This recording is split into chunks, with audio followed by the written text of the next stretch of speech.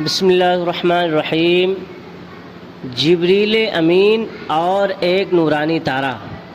حکایت نمبر 4۔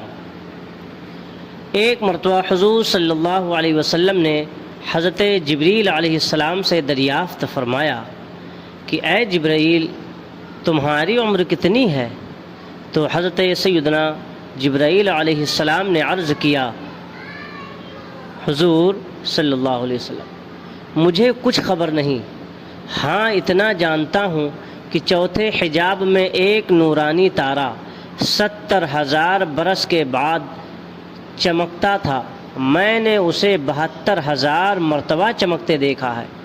حضور پاک صلی اللہ علیہ وسلم نے یہ سن کر ارشاد فرمایا، وعزت ربی انا ذالک الکوکب، مجھے میرے رب کی عزت کی قسم، میں ہی وہ نورانی تارہ ہوں۔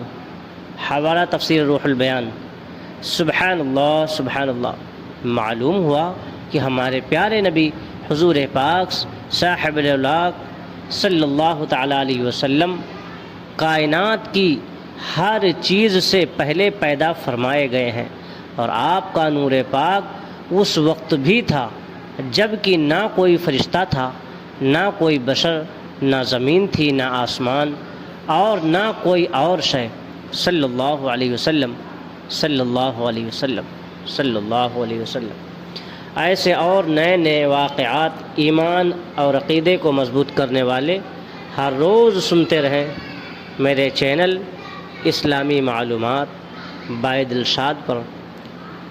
بیان سماعت فرمانے کے لیے آپ کا بہت بہت شکریہ۔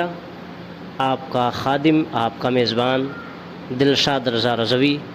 السلام علیکم ورحمۃ اللہ وبرکاتہ۔